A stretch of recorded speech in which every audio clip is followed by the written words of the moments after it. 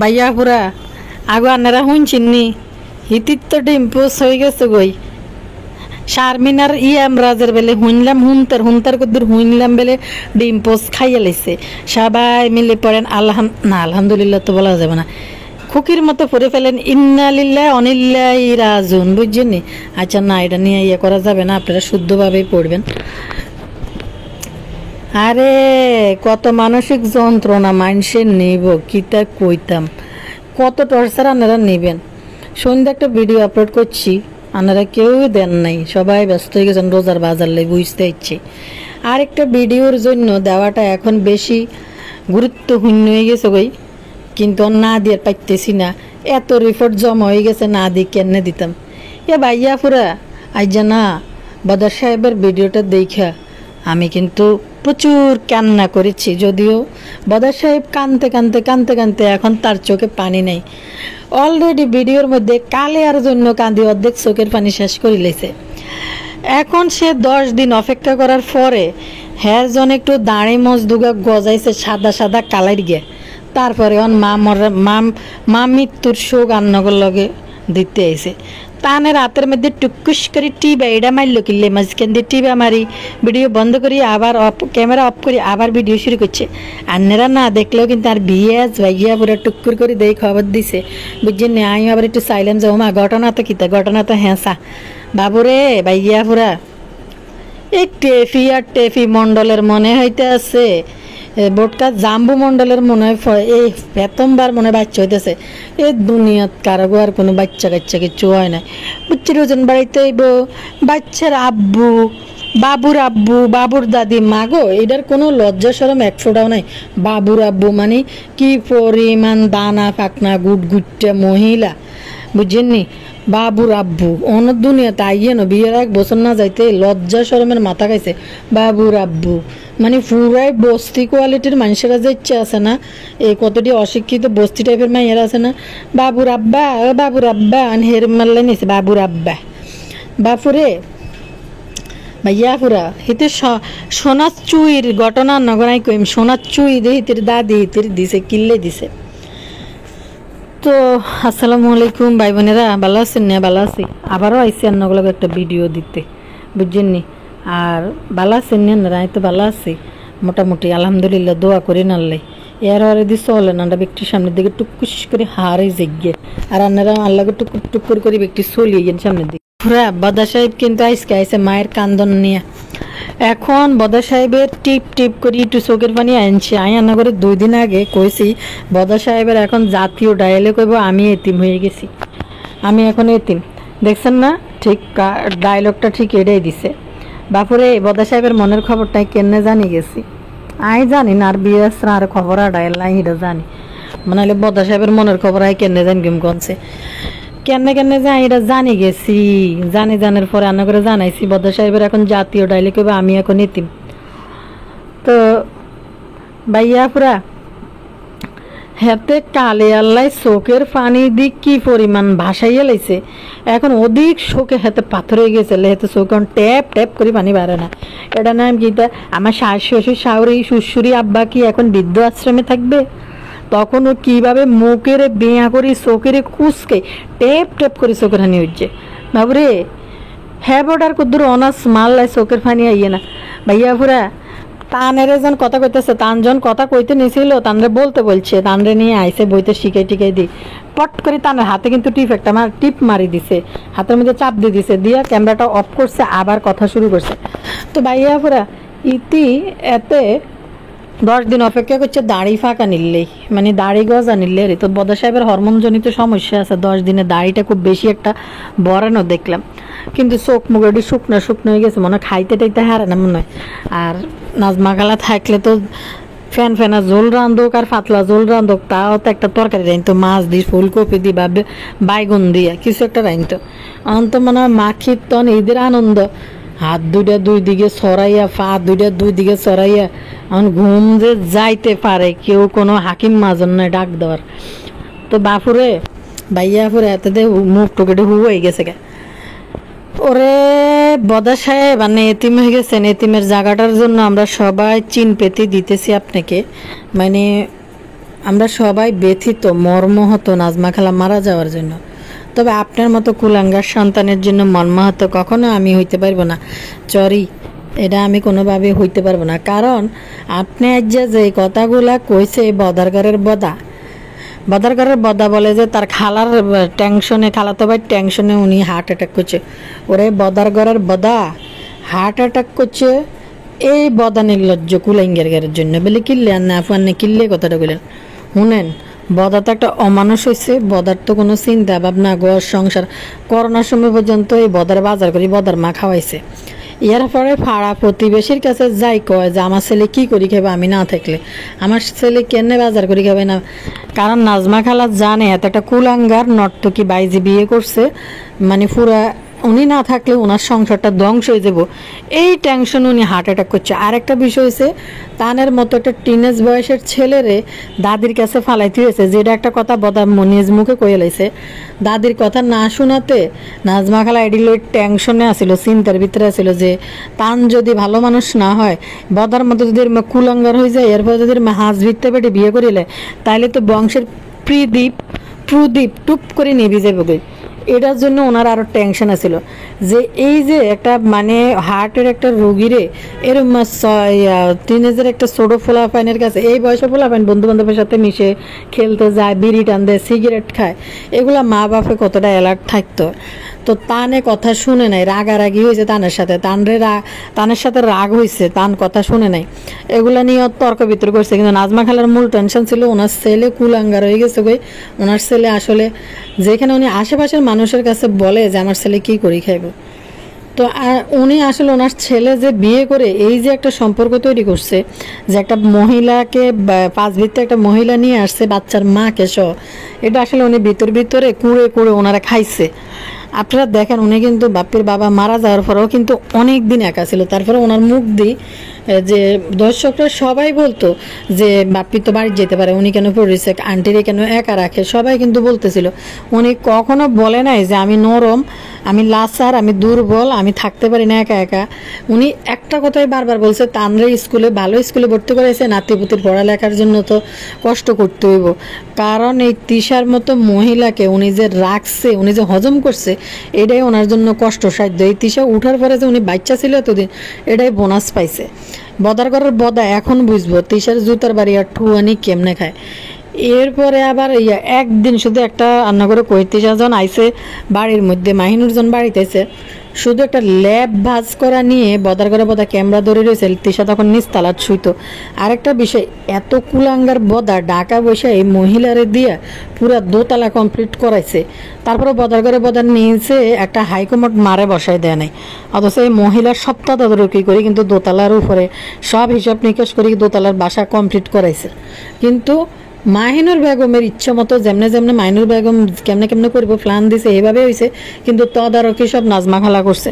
কিন্তু দর্শক দেখেন, একটা সাধারণ একটা ল্যাব ভাজ করা নিয়ে উনি মুখের এমনভাবে একটা ভিডিওর মধ্যে, আমি একটা ভিডিও বানাইছিলাম, ওটা দেখার পরে বদা কইতেছে দেখেন তিশা কিন্তু দেখেন এই যে সকালবেলা তিশা কিন্তু বাজ করতেছে, দেখেন মা কিন্তু আবার এটা পাচ্ছে, দেখাটা মার কাপ মাছ কিন্তু নিজের মা কিন্তু নিজেরটা পছন্দ, মা কিন্তু পছন্দ নিজেরটা নিজে। তো এরপরে উনি ক্যামেরার দিকে তাকাইয়া কিছু বলতে পারতেছিল না, কিন্তু মুখটারে এমনভাবে বাঁকা করছে, ল্যাপটা ভাজ করা হয় নাই, ওনার পছন্দ হয় নাই ওই বাসটা। তো উনি যে একা ছিল, তারপরে উনি তিশা বা বাপ্পিরে বলে নাই তারা বাড়িতে এসে থাকার জন্য। শুধু একমাত্র ব্লগ ভিডিও বানানোর কারণে তিশা বাড়ি পর্যন্ত গেছে, মানুষের কাছে মুখ আটবো না দেখে যে একটা বয়স্ক মানুষকে কিভাবে এইভাবে রেখে দিছে। তো নাজমা খালা কোনোদিনও সে মন খারাপ করে নাই, দুর্বল করে নাই। উনি বরং সে বলছে তানের পড়ালেখার জন্য তানকে ভালো স্কুলে ভর্তি করেছে, ওইখানে থাক। তো এই কুলাঙ্গার বলে আমার খালাতো ভাইয়ের বউ, তার বোন তার কাছে বলে যে টাকা পয়সা কোত্থেকে আনবে, বিভিন্ন রকম কাহিনী বলে। আরে বদার ঘরের বদা, তোর মতো নিকৃষ্ট একটা বোন দেশের বাইরে থাকে, সেই কারণে তার মাকে দেখে নাই। তুই দেশে থাকার পরও তোর মার মরণ সময় তুই ফাঁসে ছিল না হার্টের ব্যথা নিয়ে। আর সবাই দেখছেন নি হুজুর হয়ে চলেছে। বাপ্পি দেখবেন পরবর্তী ভিডিওতে দুই একদিন মামা করব, আজকে যে মানে স্যাড একটা ফেস নিয়ে সবার সামনে হাজির হয়েছে, দেখবেন 2-3 দিন পরে আবার নর্মাল। কারণ আমি দেখতেছি যেই আইছে শুধু মানে মুখ দিয়ে শুধু আল্লাহ খোদার নাম ছাড়া কিছু নাই। পরের দিন থেকে সাচ্ছে সারে গেছে, কালিয়া যেদিন আইছে মুখটাকে গম্ভীর করি আল্লাহ খোদা বলতে বলতে বলতে বলতে আল্লাহর ইচ্ছা বদা চলে গেছে। মানুষ যে জুতো ফিটা করতেছিল যে আপনি শ্বশুর বাড়িতে থাকেন, আপনার মা চিকিৎসা হয় না, যেন আপনার মা মারা গেছে। এরপরে বদা এদিকে বলতেছে যে বদারাই জন্য বলতেছিল মালাকুল মত যখন চলে আসে এটা আল্লাহর ইচ্ছা, জন্ম মৃত্যু। ওরে বদার ঘরের বদা এই দুনিয়াতে একটা গাছের পাতা জাম করে বাতাস দেয়, হাওয়া দেয়, এটাও একটা আল্লাহর ইচ্ছা। এই যে তুই হাগিয়ে ইয়স মুতি ইয়স, তোর প্রাকৃতিক যে ডাক আসে এটাও কিন্তু আল্লাহর ইচ্ছে, আল্লাহর ইচ্ছাই হয়, বুঝছস না? এটা আল্লাহর তরফ থেকে সব কিছু। দুনিয়াতে যে চোখের পাপড়িটা ফেলবি উপরে খুলবি সব কিছু আল্লাহর ইচ্ছা। মরণ থেকে পৃথিবীতে যত কিছু আছে সবই আল্লাহর ইচ্ছে, আল্লাহর ইচ্ছা ব্যতীত কোনো কিছুই হয় না। তো মানুষের কিছুটা বিষয় মানুষের লাইফে মানুষ তো আসলে মানে আগে থেকেই তো মানুষের সব কিছু মানুষের নির্ধারণ হয়ে যায় যে কি করবে না করবে। কিন্তু দর্শক যে কর্মের উপর নিয়তি নির্ভরশীল, তুমি ভালো কাজ করলে অবশ্যই তোমার দুনিয়াতে ভালো কিছু হইব। তো তুমি তো কখনো আপনি তো কখনো কোনোদিনও বদা সাহেব তো আপনি তো কোনোদিনও আপনার মার কোনো দায়িত্বই পালন করেন নাই। প্যান্ডামিক সিচুয়েশনে একটা বয়স্ক মহিলাকে দিয়ে আপনি বাজার করে খাইছেন। আপনার মা বুঝতে পারছে আপনি একটা কুলাঙ্গার, আপনি কদ্দুর চিনবেন। আপনি বাজারে যাই স্বপ্নের ভিতরে ঢুকবেন, কয়টা পয়টা, কয়টা চমচা, এক প্যাকেট জুস, ওই যে মাখির বিলাসী অলিভ অয়েল, তারপরে কোকোনাট অয়েল, কোকোনাট মিল্ক, ওই যে বিলাসী যে ইউটিউব ঘাটি ঘাটি কিছু একটু দেখে বড় লোকদের জীবনযাপনের মধ্যে, আপনি শুধু এই পর্যন্তই কিনতে পারবেন। এই জন্য নাজমা খালা চিন্তিত। আর অথচ কি সুন্দর করে খালা তো ভাইয়ের ফোলার বোনা মাইয়ার বোর চিন্তা পেলে নাজমা খালা মারা গেছে। যেখানে তান বলতে নিছিল কথাগুলো, তানের টিপ দিছে হাত ধরি বাপ্পি, তারপরে আবার ক্যামেরা বন্ধ করে দিয়ে আবার দ্বিতীয়বার শিখাই দিয়ে আবার ক্যামেরা ওপেন করছে। চিন্তিত যে ছিল যে অন্তত বাপ্পির ছেলে, বাপ্পি তো মানুষ কুলাঙ্গার হয়ে গেছে কই, ফাতেহার ছেলেরা কিন্তু মানুষ হবো। ফাতেহা অতীত রেকর্ড তার যেমনই হোক, কিন্তু ফাতেহা তার দুইটা বাচ্চাকে কিন্তু যথেষ্ট সুশিক্ষা দিতেছে এবং পড়ালেখার দিক দিয়ে হোক, যেটা সত্যি, আমি সত্যিটাই বলবো, যেটা আমরা দেখি ভিডিওতে, ধর্মীয় শিক্ষা বলেন, প্রাতিষ্ঠানিক শিক্ষা বলেন, ফাতেহা বাচ্চাদেরকে ইংলিশ মিডিয়ামে পড়াইতেছে, সুন্দর একটা মানে সুশৃঙ্খল জীবনযাপন দিতেছে ফাতেহা। কিন্তু নাজমা খালা সে চাইছে তার বংশের ওয়ারিশ তানাত তাবিয়াকে যে ভালো শিক্ষা দিয়ে তারা যেন ভালো মানুষ হয়, এটা নিয়ে ওনার টেনশন আছিল যে এই অবস্থায় পদ্মাস্তরে যাই বলেছে। এরপরে বদা সাহেব বলে যে আমরা তো গেছি, আমি তো শুধু ঘামাই যাই, এর life full body check up করে দেখেছি। আরে বদা, তোর কি লজ্জা করে না? তুই একথা যে ইউটিউবে বলস তোর মাঝে হার্টের রোগী ছিল, তানজিলা ডাক্তারের কাছে নিছে, হার্টের সমস্যা ওনার, তানজিলার বিয়ের সময় থেকে বুকের মধ্যে ব্যথা, অথচ তুই মারে ঢাকাই না একটা ট্রিটমেন্ট পর্যন্ত করিস নাই, এরকম কুলাঙ্গার ছেলে তুই। এরপরে আবার মালয়েশিয়ার থেকে আসার পরে আপনারা যেগুলো দেখছেন যে একটা মহিলা মালয়েশিয়া থেকে একা জার্নি করে এসে, এরপরে এই কুলাঙ্গার তার মাকে ঢাকা পর্যন্ত আইসা নেওয়ার জন্য মানে প্রয়োজন মনে করে নাই, তানের হাতে তানজিলার হাতে ছেড়ে দিছে। তানজিলারা রাস্তার মধ্যে বয়স্ক মহিলাকে ছেড়ে দিয়ে চলে গেছে। আবার ঢাকা ফাতেহার সাথে আসছে, তখন তানরে ধরাই দিছে বয়স্ক মহিলার সাথে। যদি এই বয়স্ক ভদ্র মহিলা যদি ট্রেনের মধ্যে যদি এই ধরনের একটা ঘটনা ঘটে যেত, যে যাক ভাগ্য ভালো উনি অন্তত বাড়িতে ঘটছে। আর একটা বিষয় হয়েছে উনি নামাজ কালাম পড়েন না মানুষ ছিল এবং দান খয়রাত করতো, আল্লাহ তাআলা তাকে সুশৃঙ্খলভাবে তার দুনিয়া থেকে তা ওনাকে সুন্দর করে নিয়ে গেছে। কারণ হয়েছে এই দুই অকর্মা কুলাঙ্গার যদি থাকতো এই মৃত্যুটাকে দিয়েও কিন্তু ব্যবসা করে খাইতো। মা মুখের উপরে ক্যামেরাটা ধরে রাখতো, আর আল্লাহ তাআলা ওনাকে এই যে আজাব, যে ক্যামেরার একটা জিন্দিগি আজকে 5 বছর থেকে ওনার চেহারা বেছে বেছে থামনেলে বসায় বসায় মা মা মা মা মা করে করে করে খাইছে। যাক বদার ভিতরে একটা আইছে, মানে লজ্জা আইছে। কি লজ্জা আইছে? যে মার একটা ছবি আন মরার পরে থামনেলে বসায় নাই। অন্য কোনো খুব ভালো ছেলে হইলে সব ছবি ভিডিও ডিলিট করে দিত যে আমার মা এখন মারা গেছে। আপনারা কেউ অনুরোধ করতো যে আমার মার ছবিগুলো আপনারা ব্যবহার করেন না, বা ছবিগুলো ডিলিট করে দিত। কিন্তু এই কুলাঙ্গার নিজেই তো একটা কুলাঙ্গার, যে কি বলবো, যে একটা ডাক্তার পর্যন্ত যে মাকে দেখাইলো না, নিজের ফুল বডি চেক আপ করতে গেছে, নির্লজ্জ কোথাকার। আবার বলে মাকে দেখছি মা সুস্থ, ওনার বুকে ব্যথা, ওনার হার্টের সমস্যা। ওই যে তানজিলার বিয়ের সময় তানজিলার সাথে করে একটা ডাক্তার কাছে নিয়েছে না, যে আম্মুর বুকে ব্যথা, ফাতেহা ওইখান থেকে বসে বসে ভিডিও বানাইছিল, আম্মুর বুকে ব্যথা নিয়ে ফাতেহার টেনশন করতেছে, আম্মুর বুকে ব্যথা বুকে ব্যথা। পুরো এই বদা কিন্তু ইয়ে করছে, এই বদা কিন্তু নিজে জোয়ান জানবাটা নিজে ডাক্তার দেখাতে চলেছে, ফুল বডি চেক আপ করতে, অথচ বয়স্ক মারে ফুল বডি একবার চেক আপ করে একটা ট্রিটমেন্ট করে নাই। নাজমা খালা নিজে স্থানীয়ভাবে হাতুড়ি মাতুড়ি ডাক্তারের কাছে যায়, যেটা ট্রিটমেন্ট এটা নিজ দায়িত্বে নিজে করতেছিল। তো উনি বুঝে গেছে যে ওনার ছেলে যে একটা কুলাঙ্গার অকর্মা, সহায় সম্পদ রাখতে পারবে কিনা, রক্ষা করতে পারবে কিনা, ভিতরে ভিতরে ওনারে কুড়ে কুড়ে খাইছে এগুলো নিয়ে। বাপ্পির সম্পদ নিয়ে শাইন বসে বসে চিন্তা করে পদ্মাস্তরে যে বাপ্পি কোনো কোথায় কী আছে কোনো কিছুই বাপ্পি জানে না। আর এত কুলাঙ্গার লজ্জা করে না, মুখ দেখে যে ইউটিউবে আসে যে মরার আগে মার কাছে একটা মাফও চাইতে পারলো না, বা কোনো বিষয় আসে কোনো কিছু জানিও নিতে পারে নাই।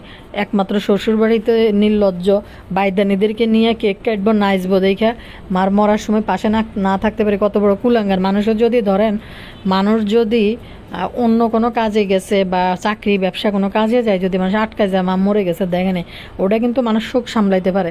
যদি যেই ছেলে বয়স্ক মাস কাছে একটা টিনেজার ছেলে রাইখা যদি কোনো ছেলে শ্বশুর বাড়িতে যে বাইদানিদের নিয়ে নাচতে যায় মা মারা যায়, এটা যে কত বড় দুঃখজনক। সারা জীবন এই বদা নিজের কাছে নিজে আয়নার সামনে যখন ফেসটা দেখাবে তখন কেমন লাগবে। তো আমি দেখতেছি যে মারা গেছে প্রথম দিন আইয়ে সবাই হাদিস কালাম লই চলিয়েছে, মুখের থেকে আল্লাহর নাম সরায় না।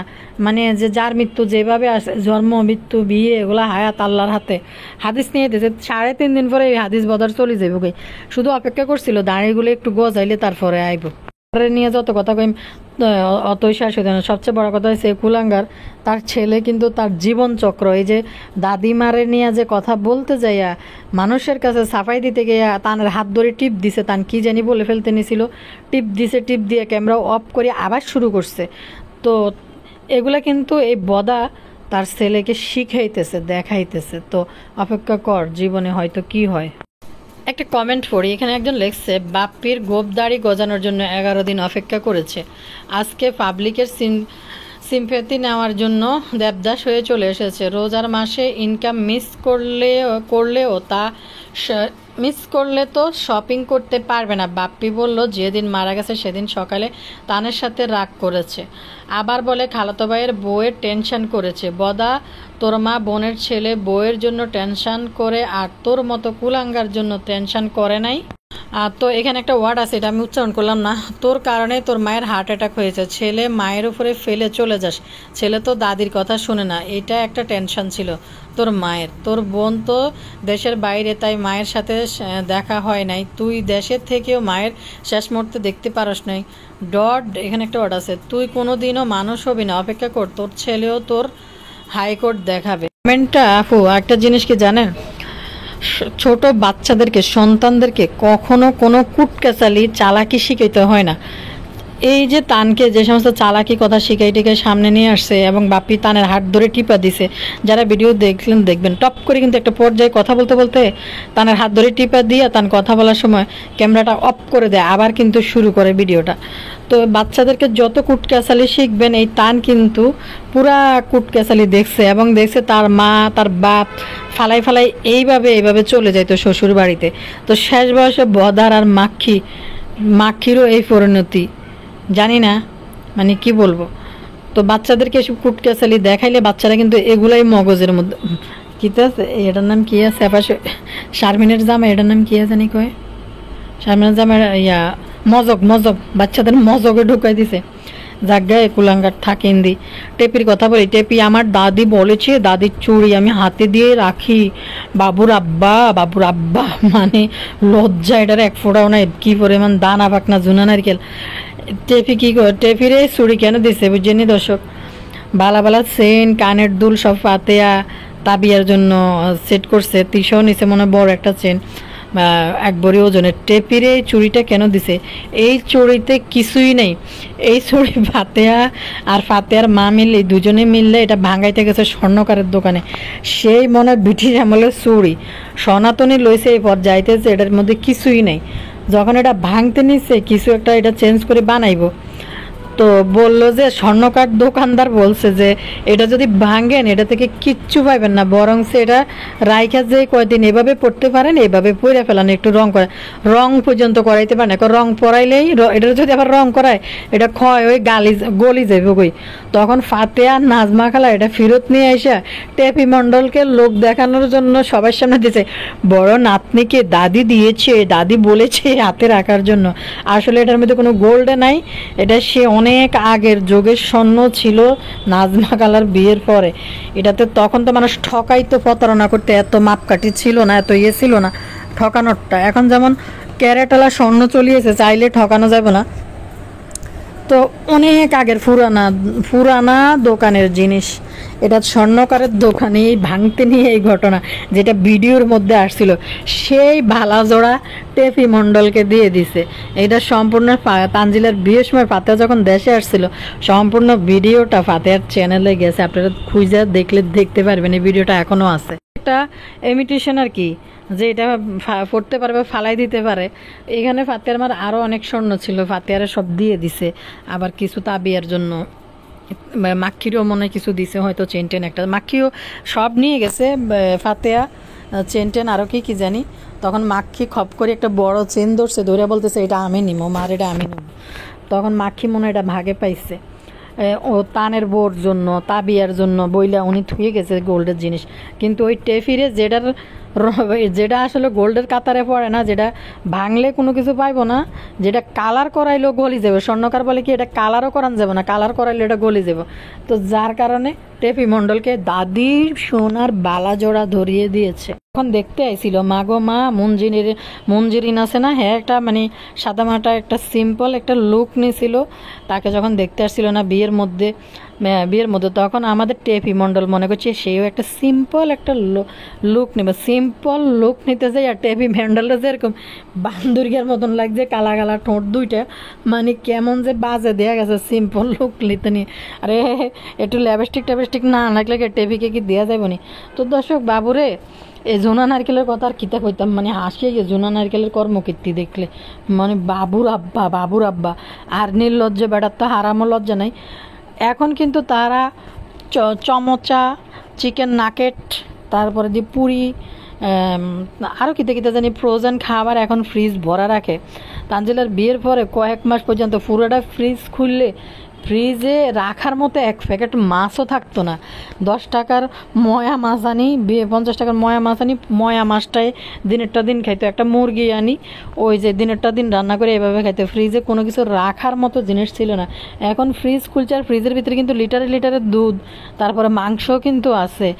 সময় চেঞ্জ। আর একটা জিনিস তানজিলা বলে, 1 টাকা রোজগার করতে কতটা কষ্ট, তোমাদের মতো ল্যান্টা হয়ে টাকা রোজগার করতে কোনো কষ্ট নাই, অন্যদের কষ্ট।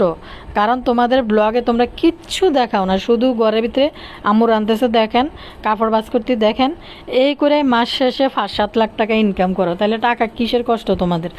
আর বলতেছে জাম্বু আমি ইনকাম করি, জাম্বু ইনকাম করে। ভাই জাম্বু কি ইনকাম করার মানুষ? জাম্বুর কি মুরুদ আছে টাকা ইনকাম করার মতো? তানজিলা ক্যাশ ক্যাপিটাল দেওয়ার পরে জাম্বু যায় ব্যবসার মধ্যে বইছে, আমার স্বামী ইনকাম করে, আমিও ইনকাম করি, 1 টাকা ইনকাম করতে কি পরিমাণ কষ্ট। এদের কি টাকা কষ্ট? মাস শেষ হইলে এদের অ্যাকাউন্টে লাখ লাখ টাকা ঢুকি যায়, শুধু বই এই রুম থেকে সেই রুমে ঘুরে। এক শ্রেণীর পাবলিক ওদেরকে 8-10 লাখ টাকা দিয়ে ইয়ে করে। ইউটিউব থেকে তারা টাকা কামায়। এত সহজ পদ্ধতিতে কেউ টাকা ইনকাম করে না ইউটিউবে। মানুষে যখন একটা ব্লগ মেক করে অনেক কষ্ট আছে, অনেক ডেডিকেশন দিয়ে একটা ব্লগ রেডি করতে হয়। তাদের কিছুই নেই, তারা বৈশা হয়তো কি পারিবারিক বেতিকিচ্ছিরি কিচ্ছা কাহিনী তুলে ধরে, এটাই মানুষ খায়। আবার এই রুম থেকে এরম দেখেন লুবি সাবানা, কোনো রেসিপি নাই, কিছু নাই, যাইয়া দেখেন এই যে আম্মু ডিম সিদ্ধ করতেছে, এদিকে চাচি ডাল রান্না করে রাখছে, আমি কটা ভাত খাবো, এটাতেই লাখ টাকা করে চলে আসে। ভাই বোনেরা, শারমিনের তো মনে ডিম পোস্ট হয়ে গেছে, কারণ আমি সঠিক জানি না, জাস্ট আপনাদের সাথে আমি শেয়ার করতেছি। এই পারভেজ ভাই যে চ্যানেলটা, পারভেজ ভাই নামের যে চ্যানেলটা, ওই চ্যানেলে কমিউনিটিতে একটা পোস্ট হয়েছে, বলছে একটা দিছে, 2টি মন আজ ভেঙে গেল। মানে যা চাইছিলাম না, যা চিন্তা করছিলাম শেষ পর্যন্ত এটাই ঘটে গেল। মানে রাজমিস্ত্রি আর শারমিনের বিষয়টাকে টার্গেট করে মানে কমিউনিটি পোস্টটা হয়েছে। যাই হোক, আমি যদিও সঠিক জানি না, কমিউনিটি পোস্ট কিন্তু এটাই ইঙ্গিত করে যে তাদের সিদ্ধান্ত মনে হয়ে গেছে ডিভোর্সে। যাই হোক, এমন পুরোপুরি শিওর হয়েই কথা বলতেছি না, কিন্তু আমি বয়স দিতে দিতে দেই এই ফকির নিউজ দেই একটা ভিডিও আপলোড করছে, এটা তো পুরাই চাড়াল। আর আজকে তো মানে পুরাই নেশা করে এসে শেষের দিকে দেখবেন যেভাবে হাত ঝুলাইয়া মুখে বাজায় বাজায় কথাগুলো বলতেছে, ওই ফকির দেখবেন মনে যে নেশা করিয়েছে। তো ভাইয়াপুরা, সত্যি কথা বলতে কি, এই ছেলে কত বড় কুলাঙ্গার আর কত বড় স্বার্থপর, কত বড় নির্লজ্জ। ইউটিউবে হাজার হাজার হাজার হাজার মানুষ চ্যালেঞ্জ চালাইতেছে, চ্যালেঞ্জ। হাতের ইউটিউবে একটা চ্যানেলের স্বপ্ন ছিল। আরে ফকিন্নি, তুই তো চ্যানেলে উচ্চারণ করতে পারিস না, তোর কি স্বপ্ন চ্যালেঞ্জ চালাইবি? তোর চ্যালেঞ্জ চালানোর স্বপ্ন কোথার থেকে আইছে? তুই শারমিনের সাথে 2 বছর প্রেম করছিলি, প্রেম করে শারমিনদের পুরো পরিবারের এবং শারমিনের ইনকাম সম্বন্ধে তোর ধারণা আসছে, যার কারণে তোর স্বপ্ন আইছে যে একটা চ্যালেঞ্জ চালাইবি, তুই চ্যালেঞ্জ করবি। তো দর্শক ভাই বোনেরা, এই বাটফারে যদি শারমিনের প্রেমিক না হইতো, শারমিনের হাজবেন্ড না হইতো, এই বাটফারের ভিডিও কেউ দেখতে যাইতো বলেন তো? নর্মাল একটা কথা কইতে গেলে চ্যালেঞ্জ, আমি সেলসম্যান উচ্চারণ করতে পারি না, এত দোকানে হাতের নেওয়ার জন্য, শাড়ি বেচার জন্য বলে মানুষ বলে হাতের পিছিয়ে বলে পাগল হয়ে লাইন দিছে বলে, ভাই হাতে সেলসম্যান উচ্চারণ করতে পারে না। সেলসম্যানদের অবশ্যই আচার আচরণ সুন্দর এবং সঠিক শুদ্ধ উচ্চারণ বলতে হইব। সেলসম্যান তাই তো এই ফকিনির কথা আমি মুখ কইতে কইতে তো আমি নিজের মুখের মধ্যে আটকিতে আছে।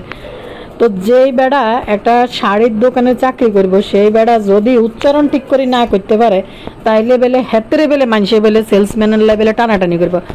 এটা কত বড় বদমাইশ আর জালেম হইলে যে এই ধরনের কথা বলতে পারে। যে এই বদমাইশ বেশি লাফাইতেছে কি জন্য? তার ইউটিউব চ্যানেলটা প্রতিষ্ঠিত হয়ে গেছে, কারণ তার একটা স্বপ্ন ছিল যে সে একটা ইউটিউব চ্যানেল চালাইবো। চ্যালেঞ্জ প্রতিষ্ঠিত হয়ে গেছে প্রথম থেকে। আপনারা আমার সাথে থাকেন, হাতে বেলে নিজের দায়িত্বে, নিজের যোগ্যতায়, নিজের ইয়েতে নাকি ইউটিউব চ্যানেল বেলে দাঁড়া করেছে। ভাই এতে যদি এই তিশাদের মতো নোংরা পরিবারের জামাই না হইতো, হাতের চ্যানেল কে দেখতে যেত বলেন তো? হাতের ভিডিও কে দেখতো? এখন অবশ্য এক শ্রেণী দেখবে। কেন দেখবে? যারা কালে আর ভক্ত, তারা হাতের সাপোর্ট করবে। হাতের বেলে কারা বেলে কয়, রাজভাই ঢাকায় আসলে অবশ্যই দেখা করবেন। কার রুচি এই রে ইউটিউব চালাইন না মানুষ, যারা ইউটিউব ফেসবুক চালাইতেছে, কার রুচি এই যে এর ওই ফকিনির লগে বেলে দেয়া করার বেলে মানুষ বেলে কাঁদতেছে? কিতে কয় এডি পাগল ছাগল কোথাকার, এটি কিতে কয় সাইকো? এটা আজকে তো পুরাই সাইকো হয়ে গেছে। আজ যে পুরো নেশা করে এসে আজকে ক্যামেরার সামনে যে বলছে, তোমাকে কে বলছে আমাকে নিয়ে কথা বলতে? ইউটিউব বলছে। ইউটিউব বলছে যে চাইলেই কথা বলতে পারে কারো বিরুদ্ধে, কারণ যারা উশৃঙ্খল জীবনযাপন দেখায়, যারা নোংরামি দেখায়, তাদের বিরুদ্ধে কথা বলার জন্য ইউটিউবে রাইটস দিয়ে দিছে। তো তেমন অনুমতি নেওয়ার প্রয়োজন নাই। আর তোর লাইফ সম্বন্ধে জানে সবাই, তুই যে কোন কুলাঙ্গার। মাগো কি নির্লজ্জ, মানে কি পরিমাণ কারো হাত ধরে শারমিনের জামাই হইয়া ইউটিউব চ্যানেলে আই দাঁড়া করাই, সে টাকা পয়সার মুখ দেখছে। আর এই বন্ড বাটফার বলতেছে যে হাতে নিজ দায়িত্ব নাকি চ্যালেঞ্জ দাঁড়া করেছে। আর হাতের বেলে ভালোবাসার মানুষরা, হাতের বেলে কারা বেলে ভালোবাসার মানুষ আছে, হাতের ভালোবাসা নাকি হাতের চ্যালেঞ্জ দাঁড়া করাইছে। চ্যালেঞ্জের সাথে আপনারা সবাই থাকবেন। কি আশ্চর্য, মানে আমি অবাক লাগতেছে কত বড় বাটফার। এখন তো পুরোই ক্লিয়ার, এই বাটফার ইউটিউবে আইসে শুধু হাতে ড্রিম ছিল একটা চ্যালেঞ্জ দাঁড়া করানো। চ্যালেঞ্জ দাঁড়া হয়ে গেছে। এই মহিলা আক্তার পুরুষের কাছ থেকে নারীরা চ্যালেঞ্জ দাঁড়া করাই তাদের রুজি খাওয়ার জন্য। মহিলা আক্তার পুরুষ মানুষের কাছে যায়, নাহলে কিনলে এত বউ সারি সারি যাইব এই মহিলা আক্তার পুরুষে কিন্নি সুইফার পট্টি হুন। এই যে এখন মুখে ভাত তোলস না, ভাত লোকমা দাস না, এটা শারমিনের বদলতে তুই ভাত লোকমা দাস। তোরে চিনতো কেডা?